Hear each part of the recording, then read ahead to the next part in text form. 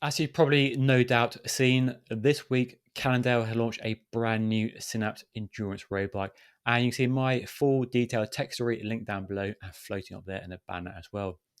Now, in this video, I sat down with David Devine, a senior product director at Cannondale. He's been at the company for 10 years, even though he doesn't look old enough, and was involved with the previous two generations of Synapse road bike, as well as his third generation Synapse road bike. So we sat down and we talked about the design behind the bike, the changes they made over the previous version, and got into detail around the new SmartSense technology, the integration of lights and radar into the package in a way we've not seen in a road bike before. So without further ado, let's dive in. Okay, David, thanks for joining me. Been a while since we last met, probably at a bike launch previously, but here we are with another bike launch. So before we dive into the nuts and bolts of the brand new Synapse and what's new and improved over the old bike, can we talk about who you are, what your day-to-day role is at Cannondale, and then talk about the design process a bit behind the new Synapse? Yeah, for sure. So I'm David Devine. I'm Senior Director of Product at Cannondale. I've been with Cannondale just over 10 years. In my role, I work with product managers that help put together the specs and targets for the new bikes. We work in product development with all the other functions like engineering, industrial design, graphic design, marketing, sales, kind of the interplay between all of those roles that help turn an idea or a concept into ultimately the bike ride that everybody gets to enjoy. Wow. And I know you've been involved in the two previous Synapses because I met you at those launches, 2017, I think, and 2013 or 2014. 2014, 20 model year 14, model year 18. Now we That's switched right, over yeah. to calling them calendar years, but yeah, you're right. Yeah, 20 calendar year 13 and 17, and now yeah. So this is my third Synapse that I've worked on. Third Synapse. Okay, so when you come to design a new bike like Synapse, and it's a very important bike for Cannondale, I mean, what's the starting point? I mean, you've got the foundation of the two previous bikes, and you've been at the company for 10 years, so you've got that Yeah. experience. How do you start? Is it literally from the launch of the last bike, you start on the new one straight away with a bit of time off before you decide what the new bike needs to be? We've like the way product development has started and kind of worked is a lot of these bikes have to start even the concepting phase of them is starting prior to even launching the current version. So as we go into the final development and commercialization of a bike, we've already started on the next version, starting to do some of the research, rider interviews, stuff like that. Synapse is a special one for us. That category for us really started like way back in, I'd say, early 2000s, something like that. We had a bike called Road Warrior, and Road Warrior was our first bike that had a little bit taller stack, a little bit shorter reach. It took a bigger tire, even still with a rim brake. It used like long reach brake calipers and stuff like that. And that was really the start of us making road bikes for just road riding. And then that Synapse category kind of evolved a bit. It was our first carbon bike as well. So before we had ever made a carbon bike, everything was just was aluminum with carbon forks. And then in 2006, we made that first carbon Synapse, and yeah, first carbon bike for Cannondale. And then there was another Synapse in 2011, and then another one in 13. It kind of went through this evolution where it became like a real Pro Tour race machine that came out for 4 weeks in the spring and then went away for the rest of the year. And as things have kind of evolved within how people ride road bikes with the rise of gravel and aerodynamics, it's really given us an opportunity for each bike to have its own space. So like we block out our road line in kind of three ways. We look at race bikes, endurance bikes, and then gravel bikes. And endurance to us is just people that want to go out and enjoy road riding. So that can be like somebody that is maybe event based, wants to do a Gran Fondo or something like that, or somebody that just rides with friends in a small group. But likely not like somebody who's pinning on a number or measuring their FTP or something like that. And then likewise, maybe somebody that's not doing like extreme gravel racing or something like that on really serious terrain, but somebody that enjoys pushing themselves, somebody that enjoys climbing, cornering, kind of the dynamic feel that you get out of riding a road bike. That's that Road Warrior. I don't think I've heard that name before. I must try and find a picture to flash up for viewers. That's Yeah, a good name. yeah. That is. Should bring Road it back. Warrior. That's it's very like Cannondale Sobe era, like the Okay, yeah. early 2000s. Yeah. I love it. So the Synapse is kind of a pillar of the road bike range, and it's probably your most popular bike, I guess. Is it more popular than aero and road racing as a Uh, category for you? Yeah, I mean, they're all actually quite kind of balanced out in terms of units. In the past, historically, Synapse has been a huge volume business for us. A lot of those customers have shifted over into gravel because it's a great way, again, to get out and enjoy the outdoors and try new things. Same way that people used Synapse kind of in the past, but I think now what we see as we kind of rebirth this platform headed into the next decade is it gives a greater focus for people that just want to get out and ride road bikes, and kind of depending on your geography, you can mix in a little bit of gravel or dirt roads as well. Okay, I know with the 2014 model, Peter Sagan was heavily involved because, like you say, it was a bike developed for Paris-Roubaix and Flanders, kind of that kind of few weeks of cobbled racing, but then also a bike that really appealed to normal riders like myself who ride rough roads, crappy road surfaces all the time. Yeah. So that race focus was a big part of the development back then. Is it still a big part of the development now? Do you still work with a pro team, getting feedback from them, or have you moved further away from pro riders and more to what everyday riders actually need when it comes to that sort of bike? Yeah, it's a bit of a mix. Like the pro rider that we look at for that bike is has shifted. Like I see somebody like Ted King as really heavily influential for a bike like Synapse. He's somebody that maybe isn't pinning on a number, but he's got high demands of what he expects out of at least when he's riding a Synapse. He's doing a ton of gravel racing for us now. But when he's doing big road rides, Synapse can be a great bike of choice for him to tick off those big miles or big events. Right now, he's doing what they call the whole coast of California. So they started up by Oregon and they're headed down towards San Diego, and he's doing that on Synapse this week. And so he's got the new bike out there, and yeah, we spent some time with him up in his house in Vermont, getting him all set up, and he's quite stoked with it. So I wouldn't say we might be getting away from World Tour, but there's a pro that belongs to this bike, and the performance requirements are up there, and we have to work that into the development of and design of the bike. I guess when you're designing a bike for pros, it's fairly easy. You get the feedback they want it stiffer, lighter, bigger tire clearance. But when you're designing it for not for the pro, but trying to imagine the typical rider for a bike, it's a bit more difficult to imagine who your target customer might be for that bike. Yeah, so this is a totally different product development for us than anything we'd ever done, whether it was the research phase or actually gearing up and hiring the right resources in order to get it done. The partners that we had to work with, totally different development than any other bike development I've ever worked on, and by far the most resource intensive and most people working on a project that I've ever been on. It was different for us in that we started with being able to observe the behaviors of our riders. What products are they using? What's it like them getting ready for a ride? Talking and interviewing people, doing surveying. We had a lot of that already in place when the pandemic hit. And then we had already that kind of digital connection with our riders, and we could reach out to people, ask them questions, do interviews, phone calls, and be able to run ideas by them, but then also drive it a bit on what data is available to us. And so a bike like Synapse, part of the genesis of it and working in the SmartSense system was what's the pre-ride like for a rider, and then what's on their mind while they're riding, and how can we make both of those things either easier or more enjoyable. And when we talk to riders, they're concerned about road safety. They wanted either tools that would give them more confidence or something that would make them more visible to riders or to drivers. And we just baked that into the early part of the bike, and then from there we had to build up the resources in app development, in app testing, and quality, in connected device testing, and then also like work together with partners like Lizine and Garmin to be able to build out those products and that whole ecosystem.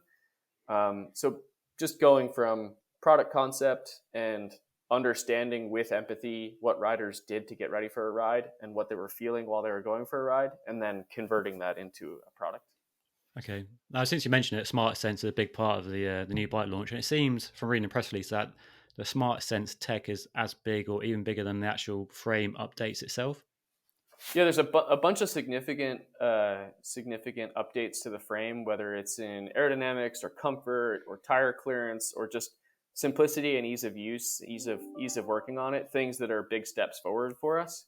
But this is the first bike that we have that will use the SmartSense tech that we developed with Garmin and Lizine and our in-house resources, and that's a really big part of this new bike. Okay, how long's the idea been on the table for this SmartSense, and were you ever tempted to do your own lights and your own radar rather than partner with Lizine and Garmin for that technology?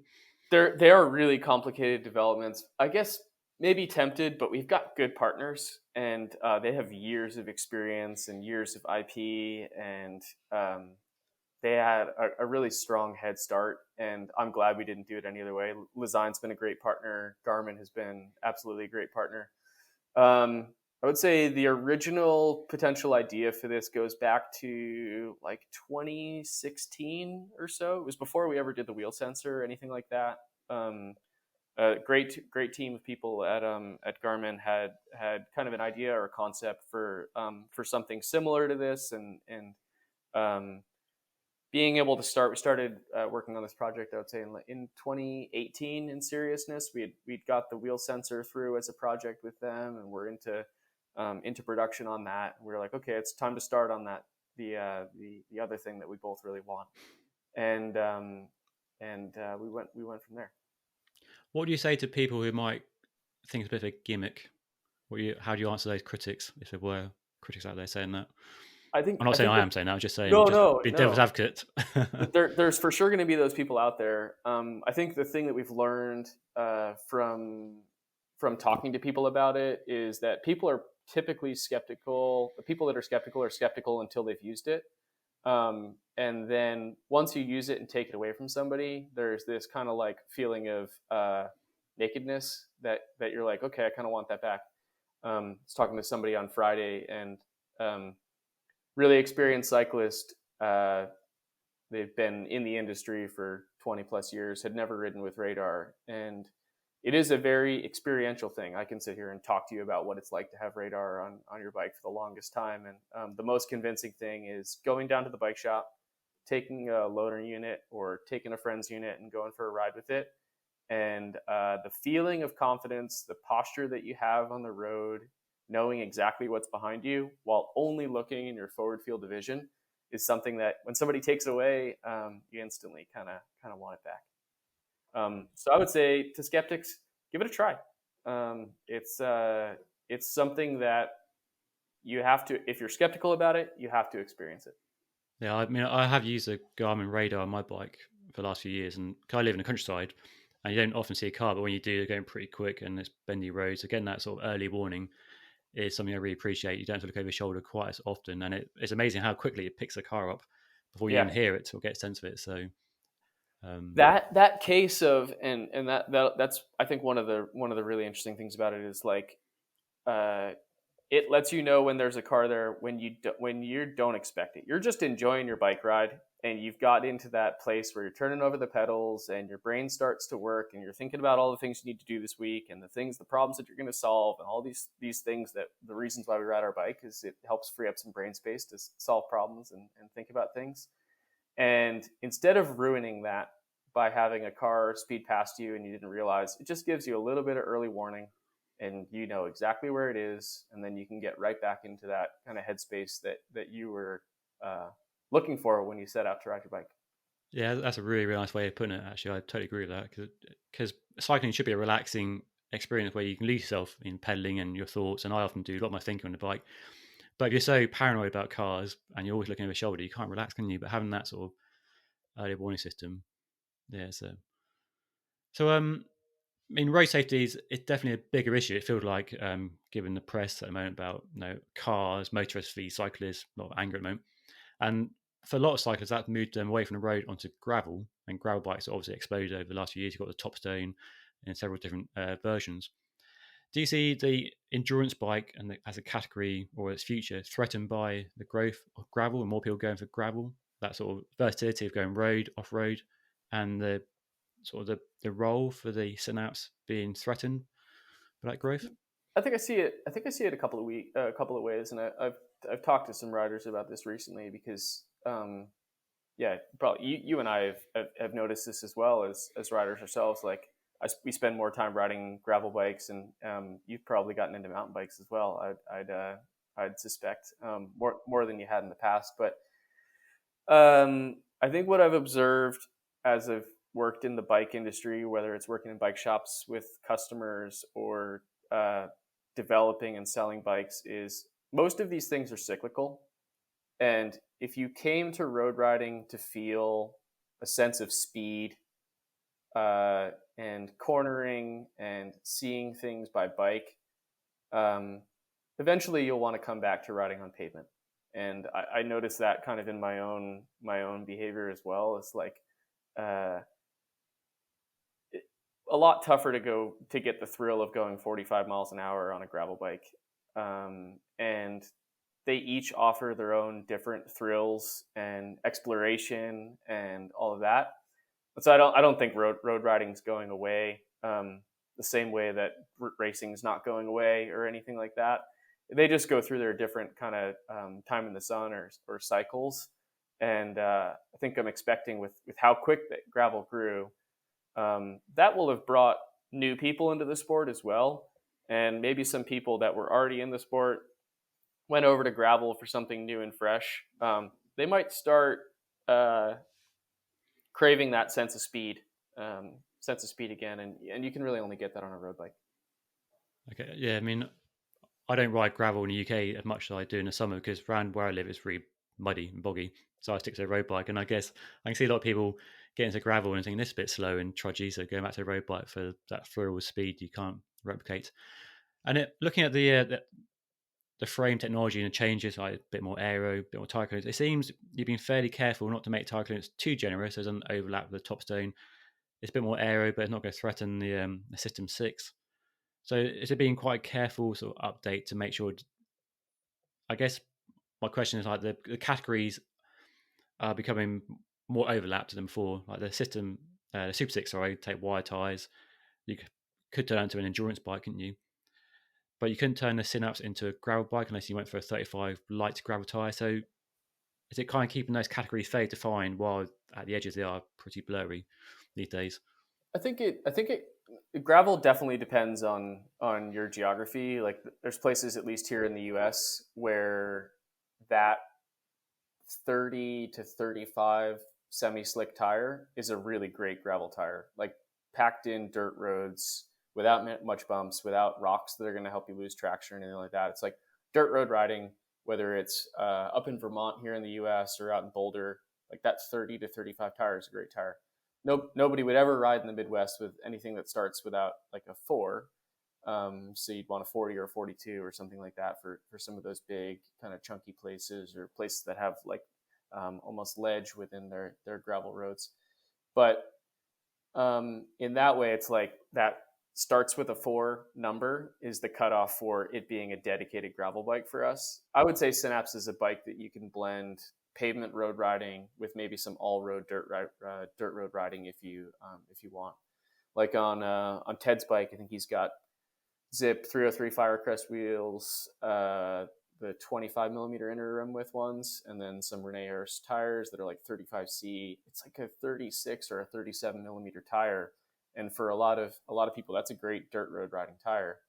And so that does kind of create that little bit of category blender. Seen kind of the same thing on Super 6, where you can put a 33 slick tire in it if you really want to.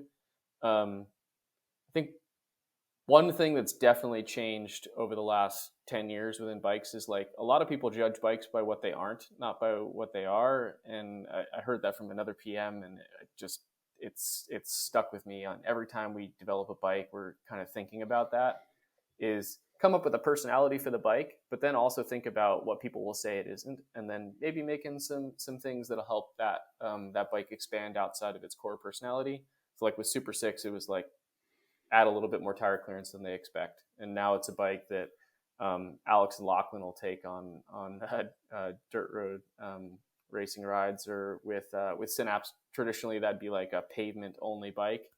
Now we've got a little bit of dirt road riding tire clearance in it. With Topstone, throw a suspension fork on it and some knobby tires, and you can basically ride single track. So whatever the core personality is, make it a little bit more than that, and people will see value in the ability to do more than what they thought they could do with their bike. Yeah, I definitely see viewers and listeners always like tire clearance, and especially with growing acceptance of wide tires, people always pushing the limits with every bike, whether it's a race bike or endurance bike or a gravel bike, trying to push to wide tires. So I was curious whether you were tempted to go to wide tire, 38 or 40, perhaps, to give that sort of person. They're bound to be someone who will try and turn that into a gravel bike of some sort and try and fit the wide tire they can in. So, were you tempted to go wider, or you try and deliberately try and keep it back from being avoid that sort of potential? Trying to deliver more of that road experience. Like Okay. as soon as you get into the 40-ish zone, there can be some real concessions in ride handling and feel, and like a bike like Synapse will still be judged by how dynamic does it feel when you get out of a corner and start to sprint, or stuff like that. And so, yeah, trying to keep it in that 30s range so that we could spec a 30C tire and it's still a fast and quick feeling bike. But just to be able to give you a bit more if you wanted to put more tire into it. I guess some brand might be grappling with how you keep a clear distinction from one model to another model, as we're getting more and more categories of bikes and overlapping constantly. There are a lot of bikes out there, and part from a business side for us, the clearer we can make it to the customer what the bike is for and what it was designed for, hopefully the more likelihood that they'll understand it and want to gravitate towards that. So that's been a big part of us going down to those categories of race, endurance, and gravel, and then trying to make each of those personalities clear and the bikes designed around their particular style. Okay. So we've got wide tire clearance, which is good. It still takes mud guards, which is really good. That's a British viewer. It's more aero and there's more compliance built into it. Can you expand on those changes that you brought from the aero bike and the comfort, which has always been a key feature of the Synapse? In my experience, always been a big benefit of the design. No suspension, yet it offers a really smooth ride. So you expand on those a bit.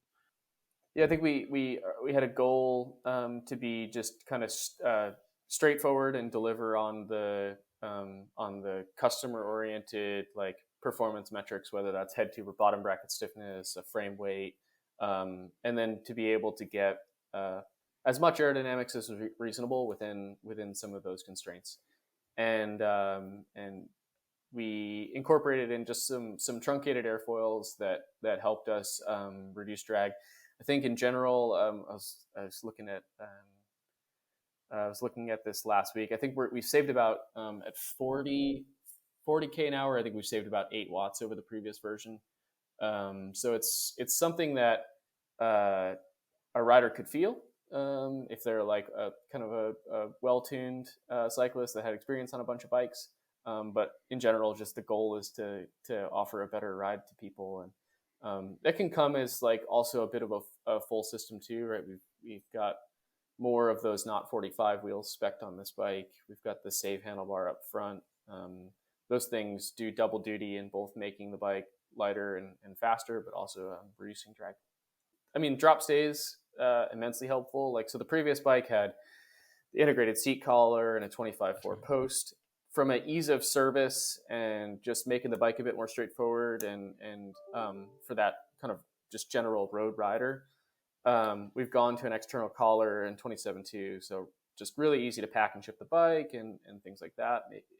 Make it easy for the rider in that aspect. But dropping the seat stay has actually allowed us to add in a bit more comfort on this version. I think it's in that Zedler vertical comfort test. I think it was about 7% more deflection than the previous one. So Steve Smith, the engineer who worked on the chassis of the bike, did a great job in being able to squeak out a bit more comfort in just the frame design and laminate. And then we put those bigger tires into, which help make things a bit more comfortable as well. That's because you've gone back to a regular 27.2 seat post from the 25.4 then, but you've managed to get more comfort out of the frame from the drop rear stays. That's impressive. Drop stay is really helpful in comfort for sure. Okay, and that handlebar, that's the one you had at the launch in 2018, but didn't last long. Yeah, the save bar. Yeah. So we had that. We had a launch in 2018. We skipped the 18 model year, and then we had it in 19. We spec'd it also on Evo, so it was on Evo and top level Synapses, and then we're keeping that going on Synapse. It's on the, as you get into looking at the models, it's on the 1RLE, and then it's also on the LTD, which is like we did kind of an all road style spec on one of the bikes. So it's that one's a GRX group set, GRX Di2 group set. It's got a WTB Exposure 30C tire, which is like a great slick packed in dirt road riding tire in addition to a good pavement tire. And we've got the save bar on that model as well. So that's what your SE build is it then? Yeah, kind of. Yeah. If you still use that. Looking at spec, while we're talking about specs, lots of 2x Shimano. I don't see any SRAM. I don't see any 1x. Don't see any Campy, Ekar. I was maybe expecting to see a bit more choice, variety, perhaps in the group set options. Yeah, we it's a change for us in trying to make the lineup a little bit more simple and kind of straightforward. As you go through the lineup, and it depends on the region because we've got a global lineup, and then sometimes the regions are focusing on taking in like 4 of the models. But the platform starts off at the Synapse 4, and that's the opening price point. That's the all new Synapse frame. It's got a 10-speed shifting system with hydraulic disc brakes. The next model up is that 3L. L stands for lights, so you get the SmartSense system with the lights only, and you get an upgrade into 11-speed shifting system with hydraulic disc brakes at that same time. And then it goes into 2RL. R stands for radar, and then you have L for lights, so you get the battery, the light system, and the radar on the 2RL. A nicer shifting 11-speed shifting system. And then RLE is radar, lights, and electronic shifting. And then you've got the different models. So trying to really make it about what value does that new model drive over the previous one, and being able to build the lineup from there. The SRAM stuff, we have a number of SRAM bikes that are in the lineup. They're mostly focused on Topstone and on the race side of things. It's not possible to buy a top level like Dual Race build without the radar and the lights. It's not Correct. optional. It comes with it. Part of the core identity of the bike, yeah. And does that push a price up then? I guess you got to pay for that, or is the price absorbed into the overall sort of build of it? Yeah, we kind of just shift around a little bit. Like that top level Dura-Ace is really basically everything that you'd want at that level. It's complete Dura-Ace Di2 kit. It's our Knot 45 SL wheel. It's our cockpit setup. It's like kind of best of the best. I think still quite reasonably priced. So yeah, it's a bit built into the price and a bit that you'd pay for it. It's not. It's, I would say, still more affordable than if you were to purchase all of those things separate of the bike, and definitely more integrated and easier to use and a better user experience. Okay, yeah, I was impressed with the price of that top one being under £10,000 because bike prices have gone a bit crazy, haven't they, the last 2 years? It's been a challenging couple of years of supply and costs and all of that. We're all juggling some challenges, but everybody sees that in all of the other parts of their life, whether it's a grocery store or anything like that. It's been a bit nuts. Okay, with the frame, one of the key features always has been the BB30 bottom bracket. Mm-hmm. We've seen a few other bike brands go back to press fit or T47. Sure. Was that, or has that ever been an idea on a table for Cannondale, or is BB30 to die sort of thing? I think we created like a really, I mean, inventors of BB30 made it an open standard so that other people could use it. It went through modifications from BB30 into PressFit 30 into different versions of PressFit 30, and at some point a couple of years ago, I think tide started to change to where people were overwhelmed just with what the amount of choice was in bottom bracket and the applications. And I think we kind of met internally and decided, okay, if we ever switch away from what we're doing today, we're just going to do the thing that's existed for whatever 40 plus years or more. And so rather than take something new or take something new that's been modified, we just went straight to the source, which was 68 BSA. It's available from all the suppliers. I had a case like 2 weeks ago. We were building up a couple of custom bikes, Synapse that had force axis group sets and dub cranks, and we had inappropriately ordered a press fit bottom bracket for the bike and called the local bike shop. He's like, yeah, I got a bunch of them on the shelf.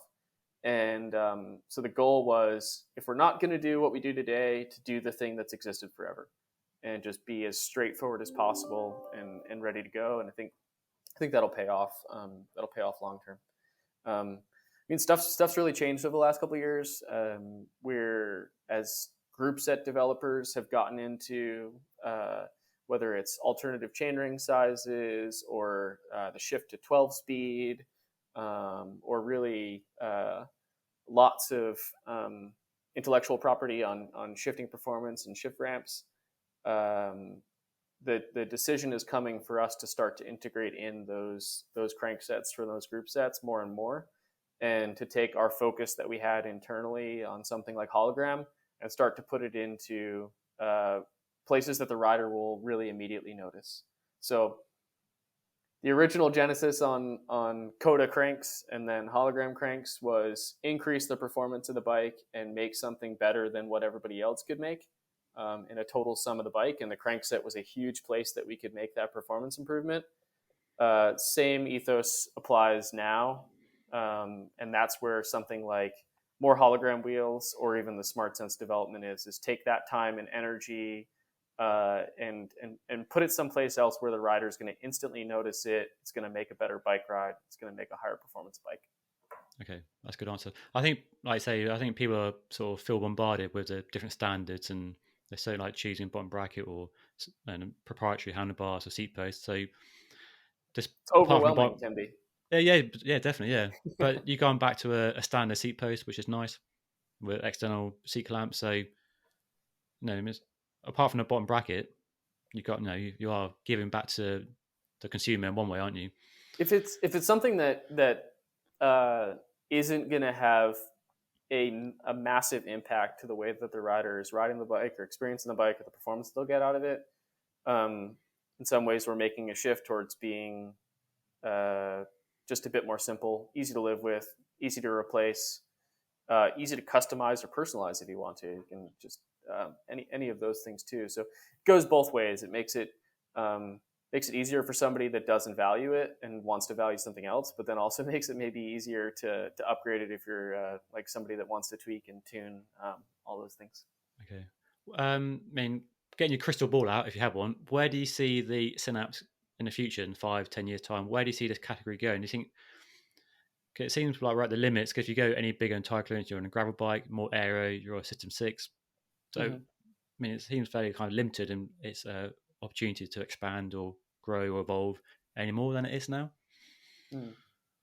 Yeah, I think we've kind of been able to provide an alternative avenue of development with SmartSense, and so with Synapse, we've had this kind of constant evolution of the platform that's led to either higher performance or smoother ride or a bit more versatility out of the bike. Like that's been just a constant with the Synapse platform over the last 15, 16 years. And so now with SmartSense, it's kind of there's this another fork that we found that can lead to a better bike ride. So In our interviewing with riders, we found people used somewhere between like 4 and 6 rechargeable devices on every one of their bike rides, and it's a lot. It's a lot to manage. It's stupid silicon straps that you're taking off and on before every ride. It's 3 different chargers. It's all of those things, and I think we've made a step in the right direction with SmartSense and making that a bit more simple, where you're just able to remove a single battery to recharge, and that gets your radar and your lights all set. I think we've got a goal to be able to integrate in more of those things, so the experience is more comprehensive.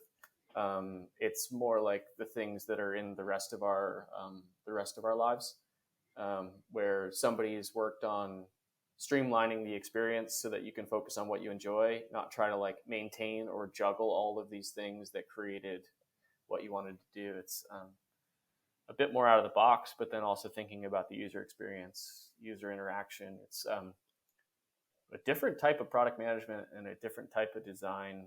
And it's been a big shift for us culturally in the company to try to pivot to that. And we've had great partners to learn with and great partners to learn from on that. Okay. It might seem at first that you're adding more tech to a bike, but you're actually trying to make it like less tech, like less batteries for a start, like 1 battery rather than 3 or 4 batteries. You're Yeah, trying to streamline the whole process. If I can ask you about the battery is attached to the down tube. Were you tempted sure. to put the battery inside a frame? It does remind me of an old Di2 battery attached to the sort of down tube. Sure. I Yeah, guess it's easier, and you can remove it more easily to charge it up. Is probably the benefit of it being external rather than internal. the removal to charge is definitely one of the big benefits. That like user interaction of just flip the lever and pull the battery off the top surface of the frame is really quite simple. Um, we noticed that these riders are traveling with their bike pretty frequently. So as we got into like the slightly larger capacity battery, really easy to remove it when you pack your bike, and you can bring it in your carry on or something like that. In a lot of places, people don't necessarily have the direct ability to charge their bike where they store their bike, and so being able to pop the battery off, bring it inside, and charge it up after your ride was a bit of an advantage. Even just on first reaction, being able to see the bike, understand what it does, anything like that. We were all there when Di2 came out, and I think just the ability to remove it, to charge it, and understand what you're doing and set up that kind of behavior was something pretty important. It's changed my pre and post ride experience now, where I'm like I'm more likely to pull the battery off, and I'm more likely to charge my GPS on time. I'm more likely to charge my SmartSense battery on time. I'm one of those people that like lives with my phone on 15% battery all the time. So it's definitely it's made my pre-ride a lot easier, and it makes sure that I have all of those like the lights and radar essentials on every ride. I just started testing a road bike with a dynamo lights front and rear. And it's fantastic because the lights are always on, but no batteries. Could you see a batteryless future for SmartSense, like some sort of dynamo system or some version of a dynamo in the future, I 5, think 10, 15 years ahead? there might be enough things on the bike that we'd want to power that dynamo would slow you down a bit. Like I could see a real possibility where we would erase the aerodynamic performance and more with just the power that the dynamo takes out. Getting a dynamo to Um, charge four or 5 lights or radars, I guess, might be too yeah, much.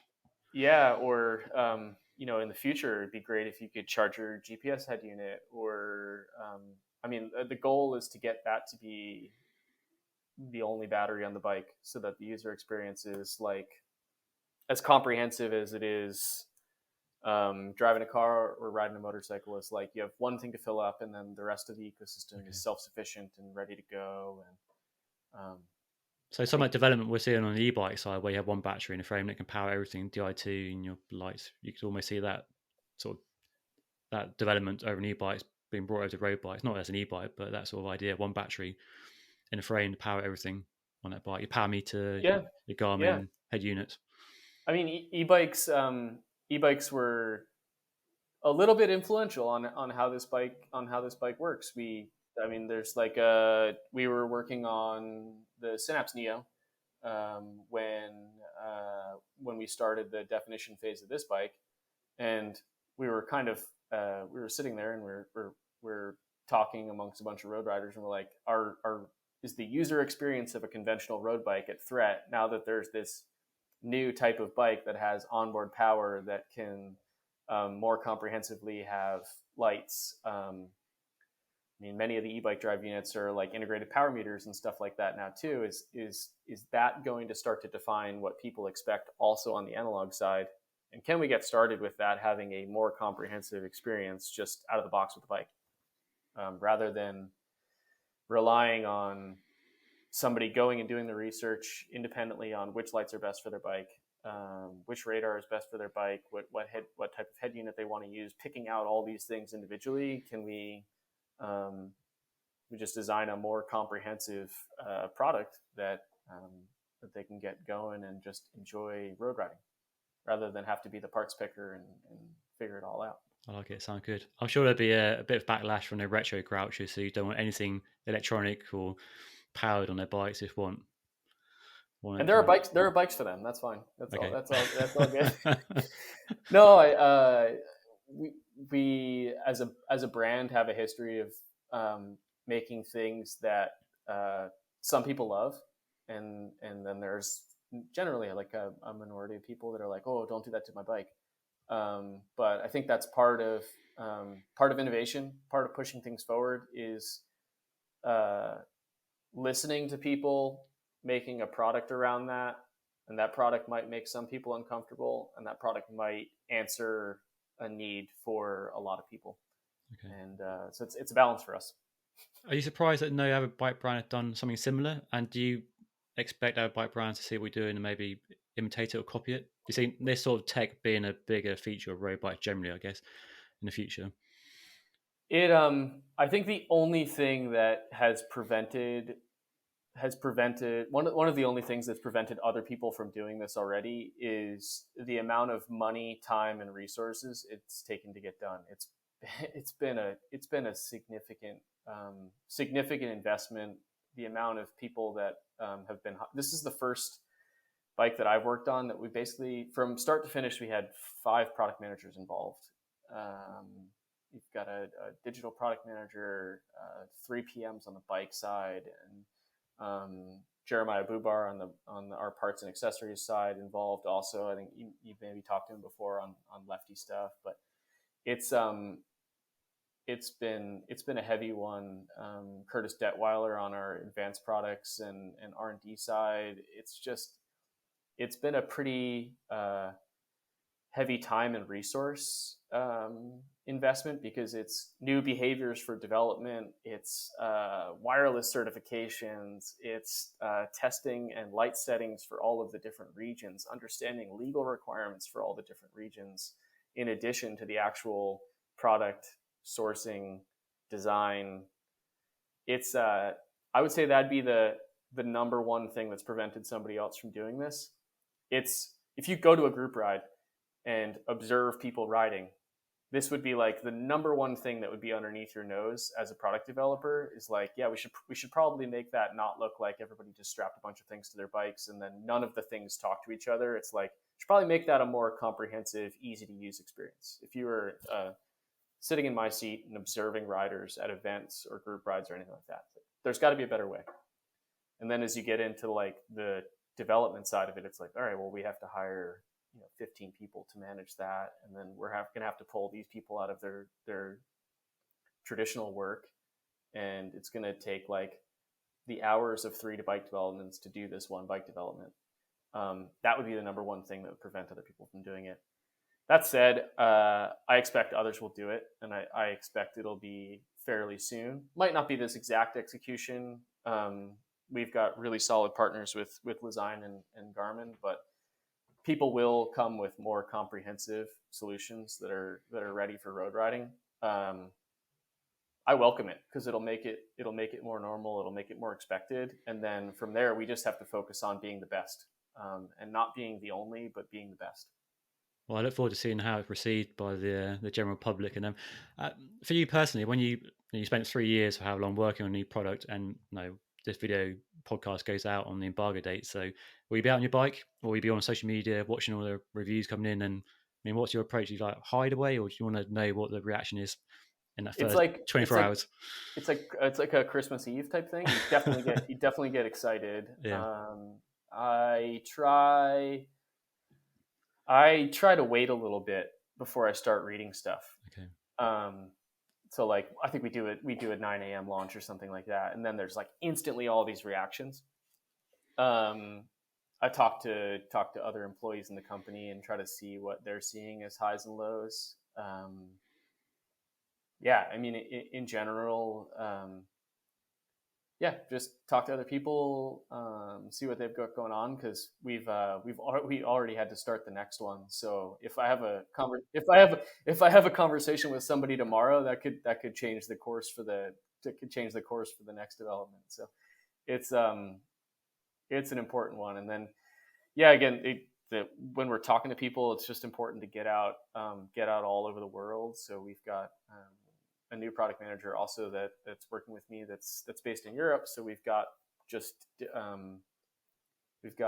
interaction with people all over the world. We can listen to riders all over the world, hear people's reactions from all over the world, and that shapes the next one. So yeah, I struggle. It's like Christmas Eve. It's like you've got this excitement, and then the 9 a.m. launch goes, and then you've got people that are super excited about it. You might have a couple of critiques here and there, and then you've got to get into that next layer of feedback where it's the stuff that starts to change the course or help refine the spec for the next development. Because yeah, it's already in process. I look forward to seeing what else you got planned and up your sleeves for the next bike launch. We always have to work on new stuff. It's been a busy couple of years, and not the easiest environment to develop new stuff, but it's what people crave and expect out of us. Is how are we going to make their bike ride better? How are we going to make something lighter, stiffer, faster, stronger? All that stuff. We've got people eagerly waiting for it, so it's good. Okay, brilliant. Well, thanks for your time, David. Been a pleasure as ever. Good to catch up. Of course, I can't wait to ride bikes together. I'm hoping that's sooner. Maybe soon. Yeah, same. Maybe late spring or something. I'm up for it. I'm there. Cool. Thank you, mate. All right, thanks, Dave. Yep. So there we are then. A really interesting, open and honest conversation with David behind the design process of the new Synapse and the changes they made, and particularly the SmartSense technology, this idea of integrating light and radar and powered by a single battery and what it means for all of us. I personally can't wait to try it and see how it performs. Hopefully that happens very soon. But thank you for watching and for listening. Hope you enjoyed it. Don't forget to like and subscribe. I'll see you all again next time.